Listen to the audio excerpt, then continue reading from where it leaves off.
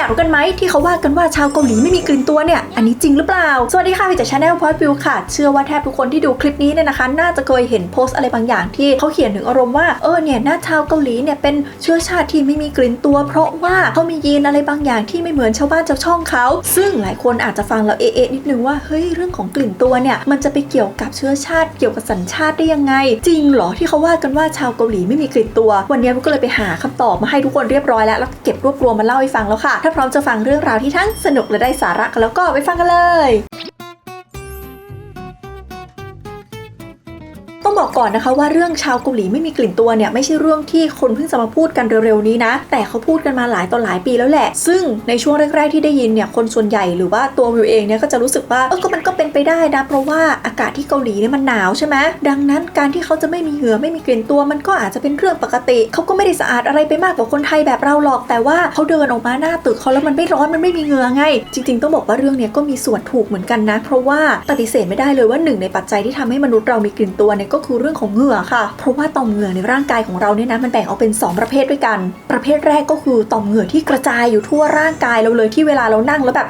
รู้สึกว่ามันร้อนมากเหงื่อออกทุกรูขุมขนนั่นแหละค่ะประเภทที่1ตัวนี้จะเป็นต่อมเหงื่อที่มีหน้าที่ระบายความร้อนออกจากร่างกายของเรานะคะเวลาเราร้อนเนี่ยร่างกายก็จะขับเหงื่อออกมาเป็นน้ำแล้วก็เป็นเกลือแร่เป็นหลักค่ะเหงื่อตัวนี้จะเป็นเหงื่อที่ไม่ได้มีกลิ่นนะคะในขณะที่ต่อมเหงื่ออีกประเภทนึงเนี่ยจะอยู่บริเวณใต้วงแขนหรือไม่ก็ขาหนีบต่อมเหงื่อประเภทนี้จะขับเหงื่อออกมาที่มันข้นกว่าเหงื่อประเภทแรกค่ะซึ่งไอ้เจ้าเหงื่อที่ออกมาเนี่ยมันไม่ได้มีแค่น้ำกับเกลือแร่นะแต่มันจะมีกรดไขมันแล้วก็สารอื่นๆออกมาด้วยนะคะซึ่งตอนแรกที่ขับออกมาเนี่ยก็ยังไม่ได้มีกลิ่นอะไรหรอกแต่พอมันไปเจอกับเจ้าแบคทีเรียที่อยู่ตามผิวหนังของเราเนี่ยนะคะมันก็จะออกมาย่อยสารในเหงื่อประเภทนี้ทำให้ส่งกลิ่นขึ้นมาค่ะซึ่งไอ้เจ้าต่อมเหงื่อประเภทที่2เนี่ยมันไม่ได้ทำงานตั้งแต่เราเกิดนะคะมันเพิ่งจะมาทำงานตอนเราเป็นวัยรุ่นค่ะนี่คือสาเหตุที่ทำให้สมัยเด็กๆเนี่ยตัวเราก็หอมปกตินี่แหละแต่อยู่ดีๆพอเป็นวัยรุ่นปุ๊บตัวมีกลิ่นซะอย่างนั้นต้องมาหานู่นหานี่ดับกลิ่นตัวนะคะซึ่งเพราะว่าไอ้เจ้าต่อมเหงื่อประเภทนี้มันเป็นที่มาของกลิ่นตัวนี่แหละบางคนเขาก็เลยเรียกไอ้เจ้าต่อมเหงื่อประเภทนี้ว่าต่อมกลิ่นค่ะดังนั้นถ้าเราพูดด้วยตรรกะนี้เนี่ยนะ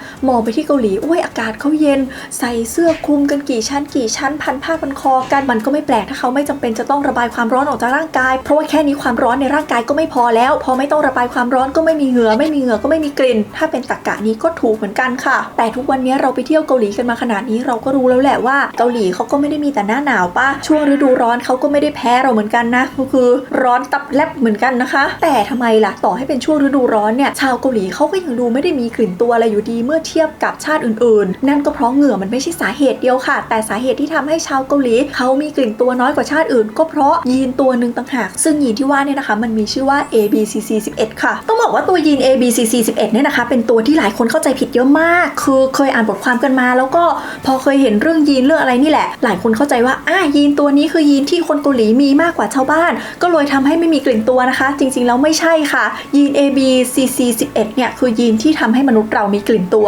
ทีเนี้ยก็ไม่ใช่ว่าชาวเกาหลีไม่มียีนตัวนี้ด้วยนะเขามียีนตัวนี้ค่ะแต่ว่ามันทำงานผิดปกติคือยีนตัวนี้เนี่ยนะคะหน้าที่ของเขาคือขนส่งพวกโปรตีนแล้วก็ไขมันไปตามพวกเซลล์ต่างๆของร่างกายค่ะซึ่งมันก็ต้องขนส่งไปที่เซลล์ที่อยู่ในต่อมกลิ่นด้วยไงนี่แหละมันก็ไปสัมพันธ์กับข้อแรกที่วิวเล่านะคะบอกว่ากลิ่นตัวเนี่ยมันก็มาจากการที่ในเซลล์เนี่ยมันมีโปรตีนกับไขมันออกมามีอะไรออกมานะแปลว่ายิ่งยีนตัวนี้ในร่างกายของใครทำงานได้ดีเท่าไหร่ก็ยิ่งลำเลียงโปรตีนและไขมันได้เยอะเท่านั้นลำเลียงออกไปเยอะๆก็ไปถึงต่อมเหงื่อเยอะต่อมเหงื่อปล่อยสารพวกนี้ออกมาเยอะก็ไปเจอกับแบคทีเรียเยอะก็ปุ้มออกมาเป็นกลิ่นตัวเยอะแถมยังไม่พอนะในเหงื่อเนี่ยนอกจากมีโปรตีนมีไขมันบางทีก็มีสารแบบอื่นๆอีกเต็มไปหมดเลยนะคะสารตัวนึงนี่ก็จะเป็นซัลเฟอร์พอสารประกอบตัวนี้มาเจอกับแบคทีเรียเจอกับอะไรมันก็เลยทำให้บางทีเนี่ยเราได้กลิ่นตัวบางคนมันก็จะตุๆคล้ายกับหัวหอมหรือบางทีต่างชาติก็ได้กลิ่นตัวคนไทยเนี่ยเป็นกลิ่นกระเทียมเพราะว่ามันมีกลิ่นเป็นพื้นฐานอยู่แล้วเรากินกระเทียมเยอะไปอีกไอสารในกระเทียมมันก็มารวมกันไปทุกสิ่งอย่างปนกันไปหมดนะคะออกมาเป็นกลิ่นตัวค่ะแปลว่าถ้าใครหรือว่าชาติไหนกินเครื่องเทศเยอะเนี่ยก็ยิ่งมีโอกาสที่จะมีกลิ่นตัวมากเข้าไปอีกนะเพราะว่าสารต่างๆที่มันอยู่ในพวกนี้มันกลิ่นแรงนะคะแล้วมันก็ไปสะสมไปอะไรกันไปแบบผสมปนเปกันไปหมดประเด็นคือถ้าเราไปดูอาหารเกาหลีอาหารเกาหลีเขาก็ไม่ได้กินอาหารจืดอะไรขนาดนั้นนะเขาก็กินแบบมีกิม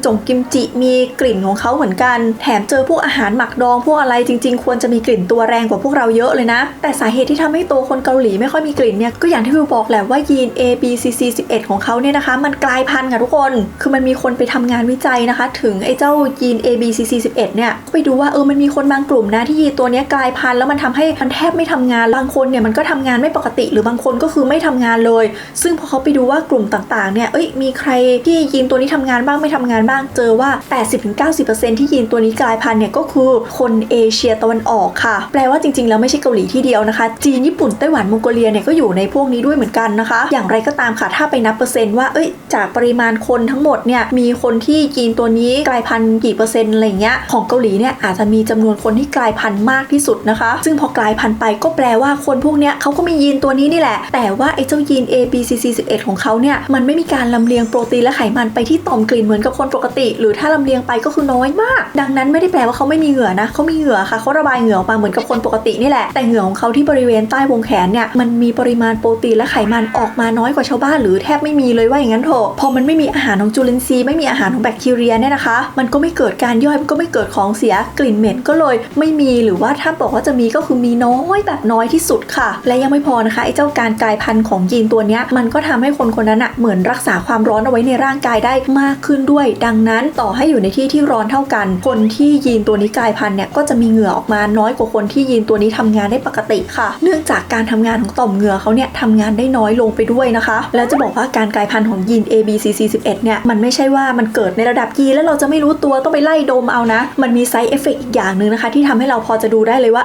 ยีนใครทำงานยีนใครไม่ทำงานค่ะคือไอ้เจ้ายีนตัวเนี้ยมันไปส่งผลกับขี้หูของเราด้วยค่ะทุกคนคือเขาบอกว่ายีนตัวเนี้ยมันเกี่ยวกับการลำเลียงไขมันใช่ปะดังนั้นมันลำเลียงไขมันไปที่หูของเราด้วยถ้าสมมติว่ายีนของใครทำงานดีเนี่ยก็ลำเลียงไขมันไปเยอะขี้หูก็จะเปียกค่ะใครที่เป็นพวกขี้หูเปียกๆแฉะเนี่ยส่วนใหญ่เขาก็เลยบอกว่ามักจะมีกลิ่นตัวเพราะว่ามันมาจากยีนตัวเดียวกันที่ทำงานเหมือนกันนะคะส่วนใครที่แบบขี้หูแห้งขี้หูแข็งเป็นก้อนหรือเป็นแผ่นๆพวกนี้ส่วนใหญ่ก็คือตัวยีน ABCC11 เนี่ยลำเลียงไขมันไปได้ไม่ค่อยดีเท่าไหร่ลำเลียงไขมันไปได้น้อยนะคะขี้หูก็เลยแห้งแล้วกลิ่นตัวก็อาจจะมีน้อยไปด้วยค่ะซึ่งที่ญี่ปุ่นเนี่ยเขาก็มีการเก็บสถิติเรื่องนี้ด้วยนะคะว่าส่วนใหญ่เนี่ยคนที่ไปปรึกษาแพทย์เรื่องปัญหากลิ่นตัวเนี่ยนะเขาเก็บในกลุ่มตัวอย่างทั้งหมด896คนนะคะเจอว่าจาก896คนเนี่ยนะขี้หูเปียกไปละ860คนค่ะก็คือเยอะแบบเยอะเลยแล้วพอเขาศึกษาลึกลงไปถึงระดับยีนถึงระดับส่วนประกอบของสารที่อยู่ในเหงื่อนะคะเขาก็เจอว่า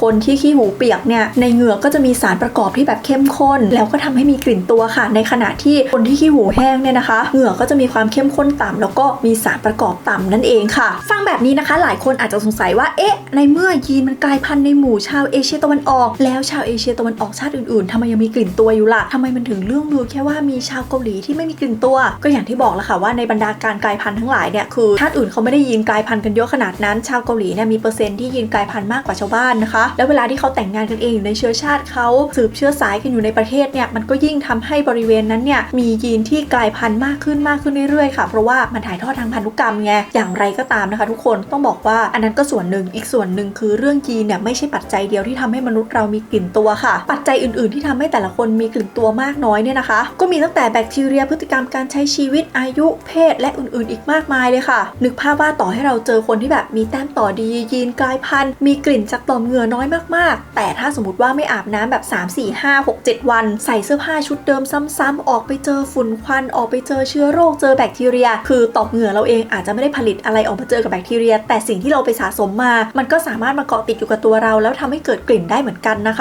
ะดังนั้นทุกวันนี้ต่อให้บางคนที่กลิ่นตัวน้อยเนี่ยเขาก็ยังใช้ผลิตภัณฑ์ระงับกลิ่นกายกันอยู่ค่ะเพราะว่ามีกลิ่นตัวน้อยไม่ได้แปลว่าไม่มีอย่างนึกสภาพไอดอลเกาหลีที่ต้องซ้อมต้องเต้นเยอะๆเหงื่อออกบ่อยๆต้องไปเจอคนเยอะๆเนี่ยเขาก็ต้องพึ่งผลิตภัณฑ์ระงับกลิ่นเพื่อดูแลใต้วงแขนของเขาเหมือนกันค่ะแถมบางคนเนี่ยนะเขาก็ใช้ผลิตภัณฑ์ที่ว่าเพื่อผลลัพธ์อื่นๆมากกว่าการระงับกลิ่นอย่างเดียวด้วยค่ะทั้งนี้ทั้งนั้นนะวิวต้องบอกทุกคนก่อนว่าที่วิวกำลังจะพูดต่อไปเนี้ยไม่ได้หมายความว่าทุกคนในโลกจะต้องมีผิวใต้วงแขนที่ขาวต้องไม่มีขนเนียนเรียบกริบไม่มีหนังไก่อันนี้ไม่ใช่นะเพราะว่าธรรมชาติแต่ละคนก็คือเกิดมาไม่เหมือนกันนะคะบางคนที่ผิวใต้วงแขนของเขาไม่ได้กระจ่างใสเนี่ยก็ไม่ได้แปลว่าเขาไม่สะอาดนะคะบางคนเขาอาจจะมีแบบคอนดิชันอะไรในชีวิตเขาทางการแพทย์บ้างทางร่างกายทางสีผิวเขาบ้างอันนี้เป็นเรื่องปกติแต่มันก็เหมือนกับผิวหน้าเรานี่แหละคือทุกคนมีสิวมีผดมีร่องรอยได้แต่บางคนเขาก็ไม่ได้อยากมีไงบางคนเขาก็อยากดูแลให้มันกระจ่างใสนะซึ่งใครที่อยากให้ผิวกระจ่างใสไม่ว่าจะเป็นผิวหน้าหรือว่าผิวใต้วงแขน เนี่ยนะคะก็ต้องดูแลกันไปค่ะประเด็นคือการที่เราจะดูแลผิวใต้วงแขนของเราให้กระจ่างใสเนี่ยเราต้องรู้ที่มาที่ไปด้วยว่าแล้วมันเกิดอะไรขึ้นกับผิวบริเวณนั้นมันถึงทำให้มันไม่ได้กระจ่างใสแบบที่เราอยากได้นะจริงๆแล้วสาเหตุที่ทำให้ผิวใต้วงแขนของเราไม่กระจ่างใสเนี่ยนะคะมันเกิดได้หลายปัจจัยมากทุกคนมันไม่ใช่แค่เรื่องแบบไม่อาบน้ำหรือสกปรกหรืออะไรแบบที่วิวบอกนะคะบางคนก็มีปัญหาเรื่องฮอร์โมนเรื่องโรคประจำตัวมีการสะสมของเซลล์ผิวที่ตายแล้วบ้างอะไรบ้างหรือสำหรับบางคนเนี่ยก็อาจจะเกิดจากการดูแลผิวใต้วงแขนแบบผิดวิธีนะคะเช่นบางคนเนี่ยโกนแรงเกินไปหรือว่าสครับผิวแรงเกินไปมันก็เกิดการเสียดสีทำให้ผิวใต้วงแขนเนี่ยไม่กระจ่างใสเหมือนกันค่ะซึ่งโอเคแหละมันก็เป็นเรื่องธรรมชาติแต่สำหรับสาวๆบางคนเนี่ยเขาก็รู้สึกว่าเขาอยากให้ผิวใต้วงแขนเขากระจ่างใสไม่อย่างนั้นเขารู้สึกว่าเขาไม่มั่นใจไม่กล้าใส่เสื้อผ้าโชว์แขนจะไปเลเซอร์ก็แพงอีกแถมผิวใต้วงแขนแล้วเนี่ยนะคะก็เป็นจุดบอบบางไปอีกต่อให้เราพยายามดูแลผิวใต้วงแขนเราอย่างดีนะไม่โกนไม่สครับไม่ทำให้เกิดการเสียดสีแรงๆเลยแต่ถ้าสมมติว่าเราใช้ผลิตภัณฑ์ดูแลผิวใต้วงแขนของเราแบบที่ไม่เหมาะกับเราเนี่ยนะผิวใต้วงแขนของเราเนี่ยก็อาจจะเกิดการระคายเคืองแล้วก็ไม่กระจ่างใสได้อยู่ดีค่ะดังนั้นใครที่อยากให้ผิวใต้วงแขนกระจ่างใสเนี่ยนะคะก็เลยต้องเลือกใช้